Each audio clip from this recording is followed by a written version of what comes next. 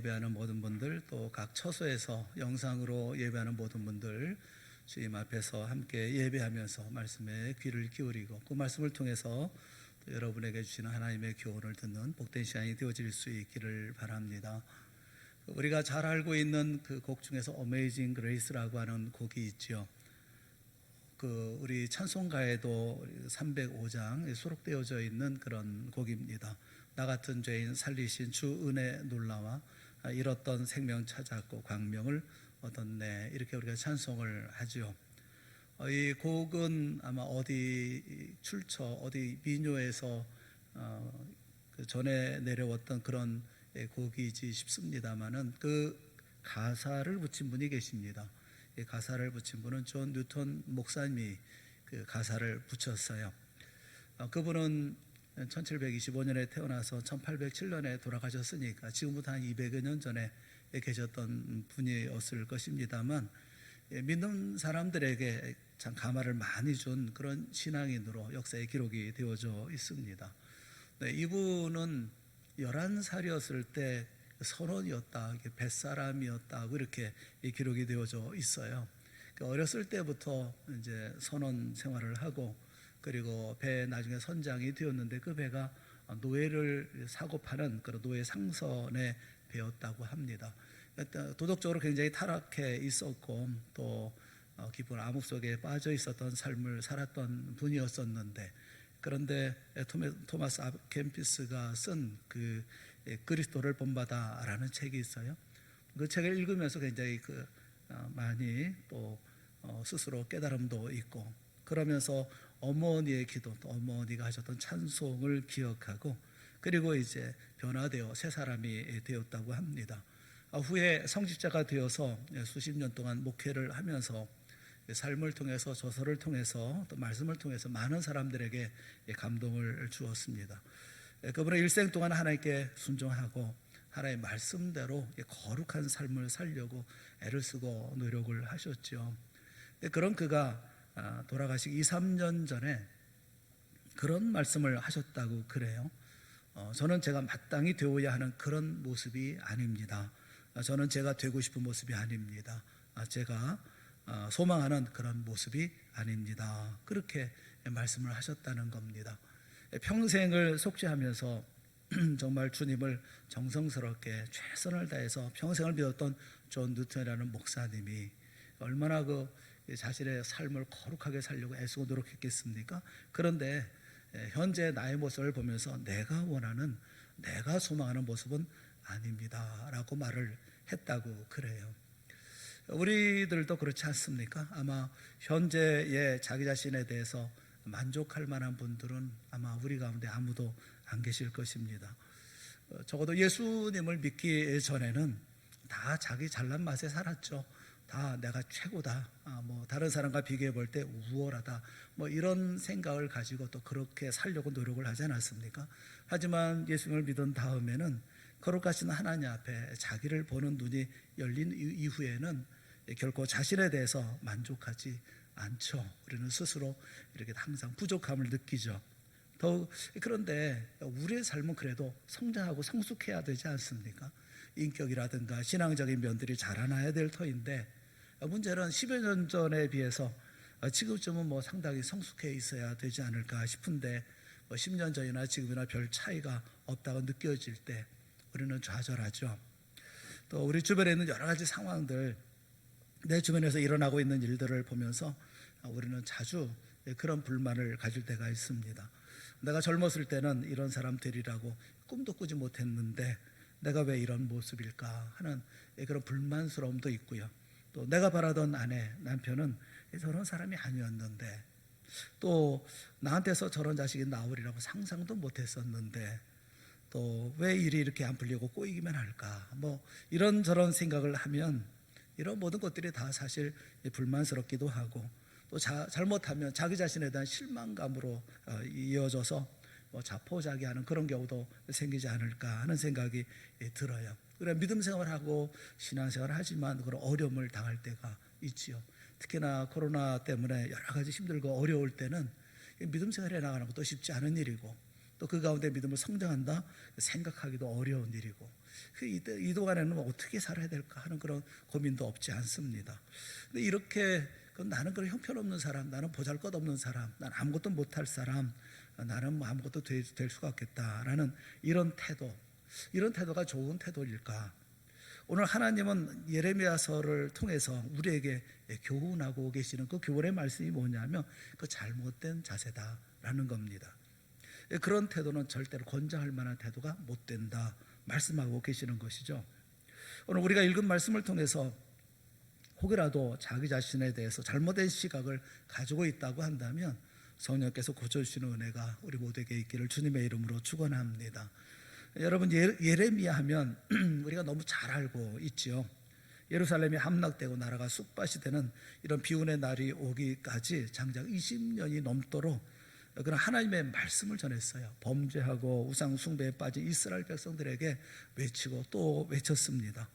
그렇게 그들의 죄를 지적하고 그리고 그 죄에 대해서 얘기를 하니까 온 이스라엘 사람들이 다 예레미야를 미워했죠.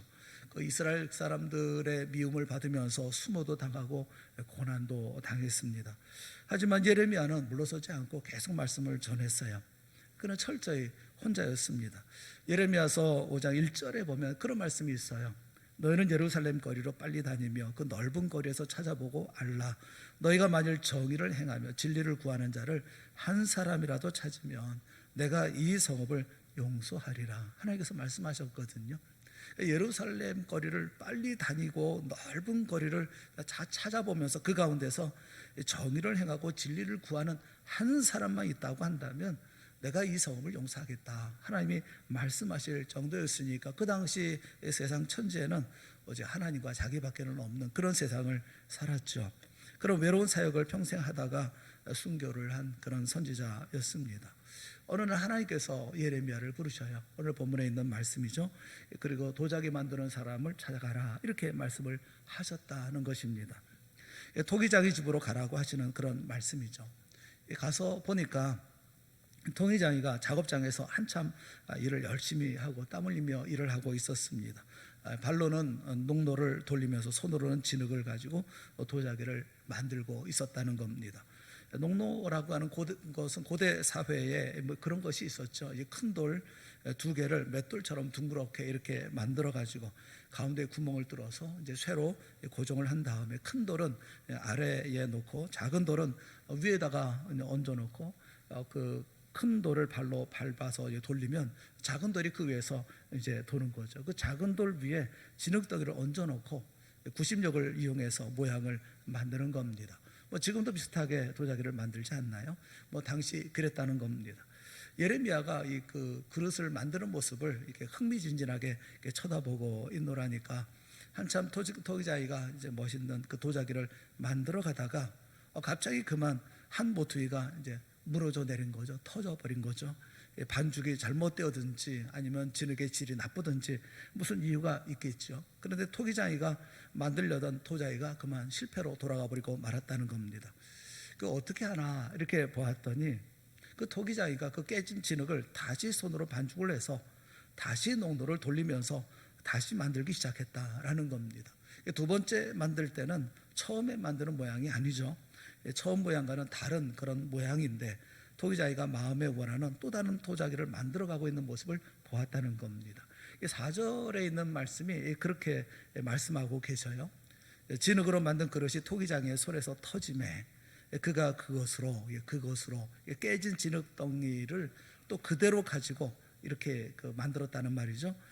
그가 그것으로 자기 의견에 좋은 대로 다른 그릇을 만들더라. 여기 자기 의견에 좋은 대로라는 말을 다른 번역에 보면 자기 눈에 가장 최선의 것으로 만들었다 이렇게 번역을 했어요. 원문에는 야살 또 베에이네이라고 해서 야살이라는 것은 라이트 굿, 그러니까 바르게 혹은 이제 선하게 좋게 이런, 그리고 아인이라는 것은 눈이라는 말이거든요. 자기 눈에 좋게 바르게 선하게 그리고 아름답게 뭐 이런 것이죠. 그러니까 모양은 다르지만 두 번째 만드는 도자기는 자기가 원하는 그보다 더 좋은 모양의 도자기를 만들고 있었다는 것입니다. 이럴 때 이 모양을 보고 있는 예레미야를 하나님이 부르시는 거예요. 그리고 6절에 뭐라고 말씀하십니까? 여호와의 말씀이니라. 이스라엘 족속아, 이 토기장이 하는 것 같이 내가 능히 너에게 행하지 못하겠느냐. 그러니까 토기장이가 손에 진흙을 가지고 자기가 원하는 도자기를 만들다가 이제 터지고 깨지고 망가졌어요. 그런데 그것을 다시 빚어가지고 또 만들고 있지 않느냐. 내가 그렇게 한다라는 것이죠. 이스라엘 족속아, 진흙이 토기장의 손에 있음 같이 너희가 내 손에 있느니라. 이것을 말하라. 이것을 이스라엘 백성들에게 말하라 라는 것입니다. 여러분, 이스라엘 백성들의 처지가 오늘 우리의 처지와 똑같다 이렇게 말할 수는 없을 것입니다. 하지만 그들에게 하시는 말씀이 곧 우리에게 하시는 말씀이기도 합니다. 이스라엘 백성은 하나님이 특별히 선택해서 자기 백성, 자기 자녀로 삼은 그런 사람들 아닙니까? 우리도 그렇죠. 우리도 예수 그리스도의 보혈로 하나님의 자녀가 된 특별한 선택받은 사람들 아닙니까? 그렇기 때문에 이스라엘 백성들에게 주신 말씀은 오늘 우리를 향해서 주시는 하나님의 동일한 말씀인 것입니다. 우리는 이 말씀을 통해서 우리가 분명히 깨달아야 할 것을 깨닫고 우리가 생각할 것을 생각을 해야 됩니다. 두 가지 사실을 우리가 깨닫고 두 가지 사실을 우리가 실천을 해야 합니다. 깨닫는 두 가지가 뭐냐면, 하나는 우리가 하나님의 손에 있다라는 것을 깨닫게 됩니다. 우리가 하나님 손에 있는 것이구나. 하나님이 도자기를 만들 때, 하나님이 도자기를 만드는데 하나님의 손에서 만들어지는 것처럼 우리가 하나님 손에 의해서 만들어지는 것이구나 하는 것이 우리가 깨닫는 첫째이고, 또 하나는 하나님의 손 안에 있기 때문에 결국은 최상의 작품이 되겠구나 하는 것을 우리가 깨달아야 된다라는 거예요. 내가 나를 만드는 게 아니라 하나님이 나를 만드시기 때문에 결국은 하나님이 원하시는 최상의 작품이 되고야 말겠구나라는 이 두 가지 사실을 우리가 깨달아야 된다라는 겁니다. 우선 먼저 우리 자신이 하나님의 손 안에 있다는 사실부터 먼저 우리가 확인을 할 수 있었으면 좋겠어요. 여러분, 우리는 하나님의 손 안에 있습니다. 예레미야서 18장 6절 말씀에 이스라엘 족속아, 진흙이 토기장의 손에 있음 같이 너희가 내 손에 있느니라. 너희가 내 손에 있느니라. 아템페 아디. 그러니까 너희가 내 손 안에, 나의 손 안에 있다 이렇게 말씀하고 있는 것이죠. 너희가 나의 손에, 내 손에 붙잡힌 바 된, 내 손을 붙잡고 내가 너희들을 붙잡고 있는, 너희는 너희 혼자 살아가는 게 아니고 너희 혼자서 막 외톨이로 이렇게 저렇게 막 헤매고 살아가는 게 아니라 내 손에 있는 너희다. 너는 내 것이다. 이렇게 말씀하고 있죠. 이사야서 43장 1절에 보면 주님 구체적으로 말씀하시죠. 이사야서 43장 1절에 보면 내가 너를 구속하였고 내가 너를 지명하여 불렀나니, 그 다음에 뭐라고 말씀하고 있죠. 너는 내 것이라. 그러니까 내가 너를 구속하였고 내가 너를 지명해서 불렀어요. 그러니까 그럴 만큼 하나님께서 우리를 이렇게 대하고 계시는 것은 왜 그러냐 하면 너는 내 것이기 때문에 이렇게 말씀하고 있어요. 내 손 안에 있다. 너는 내 손 안에 있다 라는 말이죠. 또 이사야서 64장 8절에는 보다 분명하게 말씀을 하고 계십니다. 64장 8절에 보면 그러나 여호와여, 이제 주는 우리 아버지시니이다. 우리는 진흙이요 주는 토기장이시니 우리는 다 주의 손으로 지으신 것이니이다. 이렇게 고백을 하고 있어요. 진흙이 토기장의 손에 있는 것처럼 하나님을 아버지라고 부르는 모든 성도들은 다 하나님의 손에 있습니다. 그리고 우리는 다 주의 손으로 지으신 것입니다. 그렇게 말씀을 하고 있어요. 우리는 이것을 보다 더 깊이 깨닫고 인식하는 그런 시간이 되어질 수 있기를 주님의 이름으로 축원합니다. 우리는 하나님의 손 안에 있습니다. 우리는 하나님의 관심과 사랑 안에만 있는 게 아니라 하나님의 손 안에 있습니다. 하나님이 손수 우리를 잡고 빚어서 만들어 가시는 그런 속에 우리가 있어요. 그래서 우리는 오직 하나님만 경배하고 하나님만 찬양하고 하나님만 높여야 할 자리에 우리가 있는 겁니다. 왜 그렇습니까? 그분만이 우리의 주님이시고 우리의 신이시고 또 우리의 왕이시기 때문에 그렇습니다. 그래서 우리는 하나님이 가라고 하면 가고, 하나님이 서라 하면 서는 것이고, 하나님이 살라 하면 사는 것이고, 하나님이 죽으라 하면 죽는 거예요. 오늘 예수 믿는 사람들이 자주 어리석은 짓을 하는 이유가 어디 있는 줄 아십니까? 나도 모르게 그 못난 짓을 해놓고 후회하는 이유가 뭔지 아십니까? 내가 하나님의 손에 붙들려 있는 이런 진흙이라는 사실을 잊어버리기 때문에 그렇습니다. 내가 하나님의 손에 붙들린 사람이라고 하는 것을 잊어버려요. 오히려 내가 나 자신의 주인이라고 착각을 합니다. 내가 내 마음대로 할 수 있다, 내가 내 마음대로 해야 되겠고, 내가 내 마음대로 계획하고 준비하고 그렇게 할 것이라고 생각하고 함부로 행동을 합니다. 그러다가 넘어지고야, 실패하고야, 무너지고서야 이 자기가 하나님이 아니고 내가 나의 주인이 아니라는 사실을 비로소 깨닫게 되어지죠. 얼마나 우리가 어리석은 일을 많이 하고 어리석은 말을 많이 합니까? 사랑하는 여러분, 명심하십시오. 우리는 하나님의 손 안에 있습니다. 우리는 하나님의 손에 붙들려 있습니다. 도망갈 수 있는 게 아니라 만들어지는 모든 것들도 하나님의 손에 의해서 만들어지는 겁니다. 우리는 하나님의 자녀입니다. 이게 우리가 기억해야 할 첫째이고요. 두 번째는 우리가 기억해야 될 것은 뭐냐 하면, 우리는 한 사람 한 사람 모두 하나님의 눈에 최상의 작품이 되도록 만드신다는 거예요. 하나님은 최상의 작품을 만들어 가십니다. 여러분, 토기장이가 작업장에 들어갈 때 아무 생각 없이 되는 대로 그렇게 막 만들려고 그 작업장에 들어가서 아무렇게나 막 만들기 시작합니까? 그렇지 않습니다. 작업장에 들어갈 때는 오늘 내가 어떤 도자기를 만들어야 되겠다, 이렇게 생각하고 들어가죠. 작품을 만드는 분들이 있잖아요. 이런 분들에게 이미지네이션이라고 하는 것이 있지 않습니까? 그 상상력이, 창작력이 있지요. 어떤 상상이 있고 목표가 있습니다. 나는 오늘 이런 그릇을, 이런 도자기를 만들어야지. 모든 사람들이 보면 참 탐낼 만큼, 참 다른 사람이 부러워할 만큼 내 인생 최고의 작품을 만들어야지. 뭐 크기는 어느 정도, 뭐 모양은 어떻게 하고, 색깔은 어떻게 내고, 다 마음의 그림이 있고 계획이 있지 않습니까? 마음의 청사진을 가지고 작업장에 들어가서, 그리고 무거운 농도를 발로 이렇게 밟아가면서 진흙을 빚기 시작합니다. 자기가 원하는 작품을 만들어 가죠. 그게 하나님께서 우리를 만들어 가시는 방식이다는 거예요. 하나님의 계획이 있어요. 여러분, 한 사람 한 사람을 위한 계획이 있어요. 세상은 다 뭐 상대적으로 누구는 높고 누구는 낮고, 누구는 잘 살고 누구는 못 살고, 누구는 잘생겼고 누구는 못생겼고 하지만 하나님은 그렇게 보시지 않아요.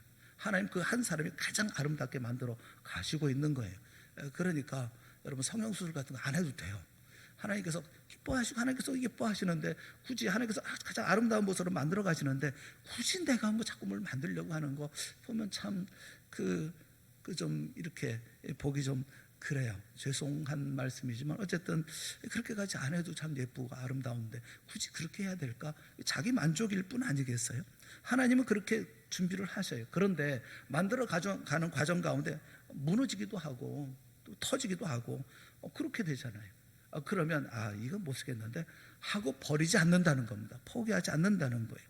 다시 그것을 다시 이렇게 만들어서 또 다시 그 도자기를 만들기 위해서 다시 또 주무르고 해가지고 뭐 이렇게 해서 다시 만들기 시작한다는 겁니다. 1시간이 걸리든 뭐 1시간이 걸려서 안 되면 2시간을 하고, 2시간이 돼서 안 되면 3시간, 다 만들 때까지 땀 흘리고 어떤 날은 하루 종일 노력을 해가지고 자기 마음에 드는 도자기를 만들어낸다라는 겁니다. 사랑하는 여러분, 우리 하나님도 우리 한 사람 한 사람, 여러분 한 분 한 분 모두를 향한 이미지네이션을 가지고 계셔요. 내가 원하는 사람, 내 눈에 쏙 드는 사람, 내 마음에 드는 사람, 그런 사람을 반드시 만들어내겠다라는 마음을 가지고 여러분의 인생에 함께 하고 계시는 것이거든요. 유다서 24절 말씀에 이런 말씀이 있습니다.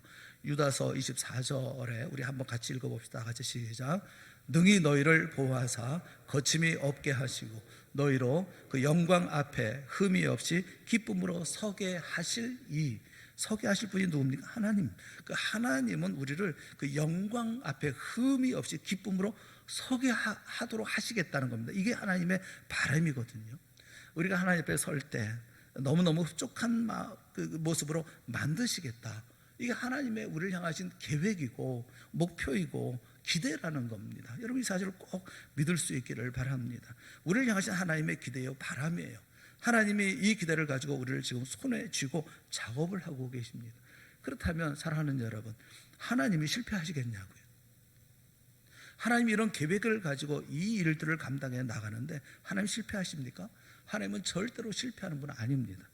이제껏 단 한 번도 실패하신 적이 없는 분이 하나님이에요. 하나님의 계획은 반드시 그리고 완전하게 이루어집니다.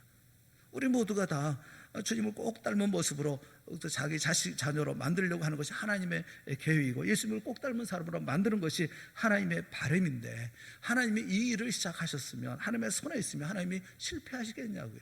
결코 실패하지 않습니다. 이것을 확인하라는 겁니다. 우리는 결코 망하지 않습니다. 우리는 결코 무너지지 않습니다.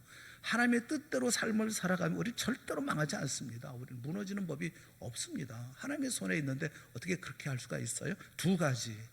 우리가 이 말씀을 보면서 우리가 꼭 기억해야 되고 우리가 확실하게 깨달아야 될 게 뭐냐면 우리는 하나님의 손에 있다. 하나님은 절대로 실패하지 않는다. 하나님은 최상의 작품을 만들어 가신다. 그래서 이 두 가지를 우리가 생각하면 우리가 실천해야 할 두 가지가 있어요. 우리가 실천해야 할 두 가지가 있습니다. 그 두 가지가 뭐냐면 첫째는 나를 향한 하나님의 계획을 믿고 그 하나님의 계획에 동참하라는 거예요.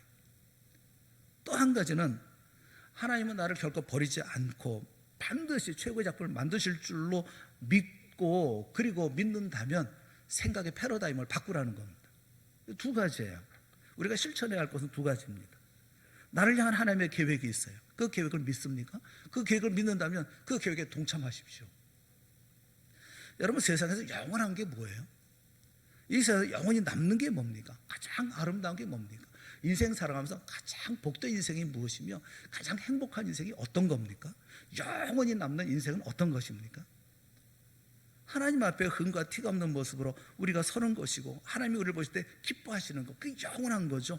그 기뻐하시면 영원토록 이어지는 거 아닙니까? 내가 내 눈에 보기에 최선의 사람이 영원한 게 아니에요. 내가 내 눈으로 보기에 최선의 사람이 영원한 게 아니라 하나님 눈에 최선의 사람이 되는 것이 영원한 거예요. 우리는 자주 내가 보기에 좋은 나를 생각합니다. 내가 보기에 내가 볼 때 그럴듯한, 내가 볼 때 괜찮은 그런 사람을 만드는데 애를 쓰고 노력을 해요. 내 마음에 드는 나를 소망하면서 그런 사람을 만들어 가려고 애를 씁니다. 근데 그렇지 않습니다. 그거 잘못된 겁니다. 하나님의 눈에 쏙 드는 사람이 되어줘야 합니다. 하나님의 눈에 드는 사람이 영원히 남는 사람인 거예요. 내 눈에 드는 사람은, 내 눈에 들어서 내가 열심히 만들어 놓은 사람은 숨이 끊어지면 끝나는 겁니다. 여러분 아무리 내가 인생을 노력하고 애를 써서 나를 다듬고 나를 만들고 사람들 앞에 아름답게 보이려고 하고 또 그래서 그런 일을 해서 그렇게 만든다 하더라도 결국 늙고 죽으면 끝나는 거예요. 그것은 다 끝나버리고 마는 겁니다.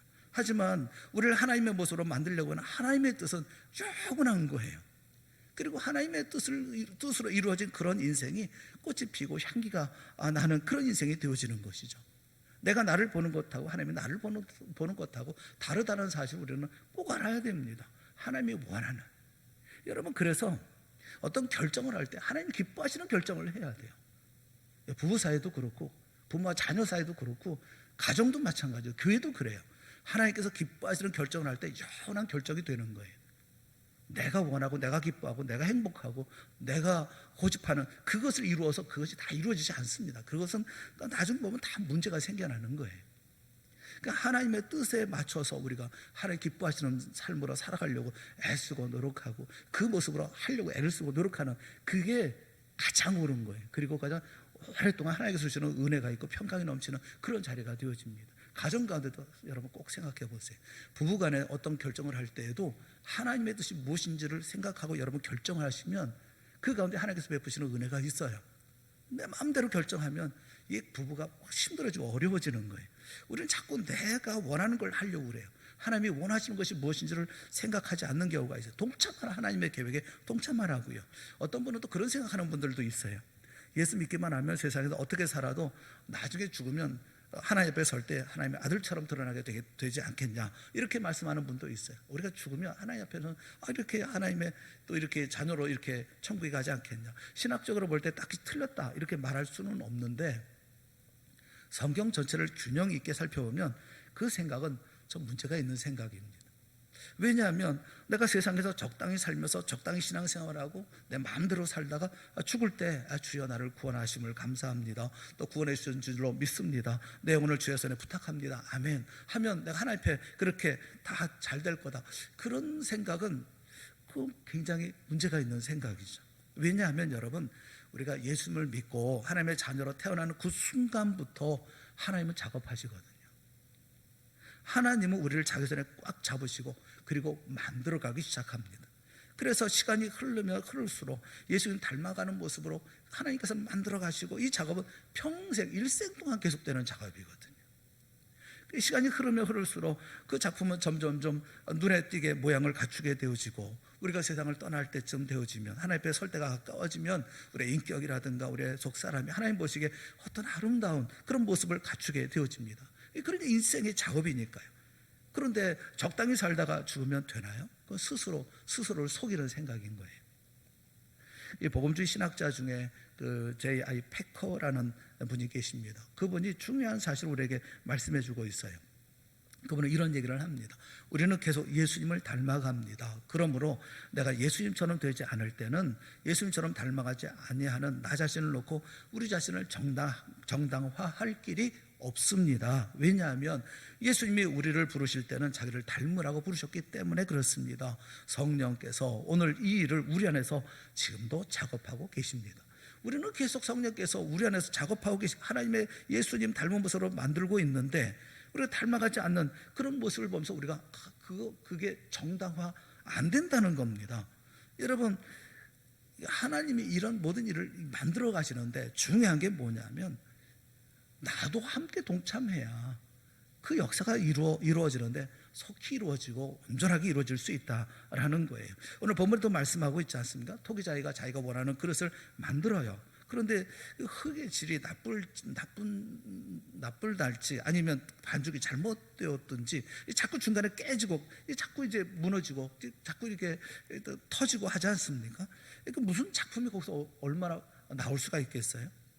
하나님이 우리를 원하시는 모습으로 만들고 싶어도 우리가 순종을 안 하고 자꾸 손가락 사러 빠져나가고 또 부서지고 그러면 그 그릇이 만들어지겠습니까? 기도하라고 하는데 기도 안 하죠. 성경을 좀 읽고 묵상하라는데 그거 안 하죠. 주일 그 교회에 나와서 한두 시간 예배드리고 나면 자기 마음대로 살죠. 많은 분들이 그렇게 신앙생활 하지 않습니까? 하나님이 얼마나 안타까우시겠어요? 얼마나 답답하시겠어요? 아름답고 귀하게 이렇게 만들고 싶은데 하나님께서 그렇게 만들어 가시는데 자꾸 삐져나가고 터지고 자기 혼자서 이러니 자꾸 다시 처음부터 다시 이거 해야 되는 거 아닙니까? 조지 뮬러 목사님에게 어떤 청년이 찾아와서 기도를 부탁했습니다. 무슨 기도를 부탁했느냐 하면, 선생님, 저는 아침에 일찍 일어나가지고 말씀을 좀 읽고 경건 시간을 꼭 가진 다음에 하루를 시작하고 싶은데 이게 잘 안 됩니다. 제가 잠이 좀 많아가지고 늦잠을 잡니다. 선생님, 그 저를 위해서 기도해 주세요. 아침에 일찍 일어날 수 있도록 기도해 주세요. 이렇게 기도 부탁을 했어요. 근데 그 말을 듣고 조지 뮬러 목사님이 이런 말을 했습니다. 자네가 아침에 일찍 일어나기 위해서 한 발을 침대 밖으로 내놓고 있다면 나도 다른 발이 빨리 내놓을 수 있도록 기도해 줄게. 그런데 자네가 두 발을 다 침상에 다 올려놓고 잠을 자고 있을 때는 나는 기도해 줄 수가 없어. 한 발을 내놓아야 내가 기도해 줄 수 있지. 여러분, 우리가 하나님의 손에 아름답게 빚어지기 위해서는 나도 하나님의 손에서 힘을 다해야 되지 않습니까? 하나님을 돕는다는 개념이 아니에요. 우리가 하나님과 동역해야 뭐가 된다는 개념이 아니에요. 순종해야죠. 순종하고 하나님 말씀에 따라야죠. 순종해야 될 때 순종하고 경건의 시간을 가져야 될 때 경건의 시간을 가져야 되는 거 아니겠습니까? 이스라엘 백성들이 잘못하니까 터지잖아요. 그럼에도 불구하고 내가 다시 뭉쳐가지고 또 다시 만들겠다라고 말씀하고 있는 것 아닙니까? 욕심을 끊어버려야 될 때는 끊어버려야 되지 않겠습니까? 하나님의 은혜 보좌 앞에 열심히 달려가서 그날 때를 따라 돕는 은혜를 받아야 된다고 할 때는 만사 제쳐놓고 하나님 앞에 나와서 은혜를 받아야 되는 거잖아요. 그래야 하나님이 원하시는 사람으로 다듬어지는 거 아니겠습니까? 슬프게도 우리는 하나님이 원하시는 만큼 빨리 다듬어지지도 않고 하나님의 손에 만들어지지 않는 이런 부끄러움을 가지고 있어요. 그런데 그럼에도 불구하고 놀라운 사실은 하나님은 결코 우리를 버리지 않는다라는 것입니다. 두 번째 우리가 생각해야 되는 게 뭐냐면, 하나님은 나를 버리지 않는다라는 사실을 생각하고 그리고 우리의 생각의 전환을 가져야 된다는 겁니다. 생각의 시각이 달라져야 된다. 시각의 틀, 패러다임이 달라져야 된다라는 거예요. 여러분, 토기를 만드는 토기장이가 진흙이 부서져 내리고 터진다고 해서 그걸 집어 던져버리고 그 새 흙을 가져다가 만들었느냐? 그렇지 않아요. 그 흙으로 만들었다 이런 말씀하고 있어요. 만들던 그 흙, 깨진 흙, 부서진 흙, 그 흙을 가지고 다시 작업을 했다. 그렇게 말씀을 해요. 그리고 최선의 것을 만들었다 하는 겁니다. 우리 하나님이 그렇게 하신다. 그렇게 말씀하고 있는 거예요. 여러분, 그렇다고 한다면 우리 자신이 가지고 있는 불만이 있잖아요. 불평이 있잖아요. 또 우리 마음속에 좀 마음에 안 드는 것들이 있잖아요. 이런 것에 대한 영적인 새로운 해석이 필요하지 않습니까? 우리의 불만을 보는 그 패러다임이 바꿔줘야 되는 거 아니겠어요? 우리 주변에 일어나는 모든 일들을 놓고 해석하는 시각이 바뀌어줘야 되는 것 아닙니까? 나는 불만스러워요. 내가 봐도 불만스러워요. 그거 어떻게 할 겁니까? 계속 불만하고 불평하고 짜증스럽게 생각할 겁니까? 아니 나는 뭐 나에 대해서는 기대할 것도 없어. 나는 안 되나 봐. 그러면 안 된다라는 거예요. 왜 그렇습니까? 나는 누구의 손에 있습니까? 하나님의 손에 있어요. 지금 하나님이 나를 예수님 닮은 모습으로 빚어가고 계시다는 말이에요. 내가 왜 자꾸 불만하고 왜 자꾸 불평합니까? 그러지 말라 그 말이에요. 나에게 불평스러운 것이 있어도 뭐 잘 안 되는 것이 있어도 그래도 불평하지 말고 하나님 앞에 기도하는 거죠. 나를 만들고 계시는 하나님, 이렇게 기도를 해야 된다라는 거예요. 제가 순종하지 못할 때가 있어서 주님께서 이렇게 나에게 이런 어려움이 있으니 이제 순종할 터이니 도와주시옵소서. 제가 기도할 터이니 은혜를 주시옵소서. 아름다운 그릇이 되어지기를 원합니다. 나를 도와주시옵소서. 이렇게 기도해야 된다라는 거예요. 그 스튜아르트 홀든이라는 사람이 이런 은혜를 놓고 글을 쓴 게 있습니다. 이렇게 글을 썼어요. 여러분 잘 한번 들어보세요. 일들이 곤란해 보일 때 용기를 잃지 마십시오. 하나님은 항상 폭풍우를 꾸짖으시고 잔잔케 하시지만 않습니다. 반면에 폭풍의 마음이 요동하는 우리를 항상 안심시켜 주십니다. 주님은 항상 고요하고 평안하라고 말씀하시지는 않습니다. 하지만 주님은 항상 자기를 의지하라고 말씀하십니다. 하나님은 언제나 우리로 길의 끝을 보게 하시지는 않으십니다. 그러나 믿음과 순종과 충성으로 다음 걸음을 내딛기에 충분한 빛을 주십니다. 그리고 마침내 안개가 걷히고 어둠이 사라지고 폭풍이 가라앉는 날에는 우리는 임마누엘 땅의 햇빛 비치는 언덕에서 그리스도와 함께 있는 것을 발견하게 될 것입니다. 그때 우리는 하나님의 손이 우리를 다루시는 그 방법이 영원한 집으로 이끄시는 올바른 길이었다는 사실을 알게 될 것이고, 구속받은 성도들과 함께 이렇게 노래할 것입니다. 주께서는 모든 것을 형통케 하셨나이다 라고 말입니다. 우리가 하나님 앞에 순종하고 잘해도 가끔 우리 처지가 불만스럽고 불평스러울 때가 있다고 한다면 하나님 앞에 순종 잘못하고 신앙생활 잘못하는 사람에게 어떻게 좋은 일만 있겠어요? 사랑하는 여러분, 그럼에도 불구하고 우리가 큰 위로를 받을 수 있는 놀라운 은혜가 무엇이냐면 나를 비시는 하나님의 손은 폭군의 손이 아니라는 거예요. 막 패대기 치고 막 짜증 부리고 막 승질내고 그러는 하나님이 아니라는 겁니다. 나를 비시는 하나님의 손은 나를 위하여 십자가에서 못 박히신 손, 피 묻은 손입니다.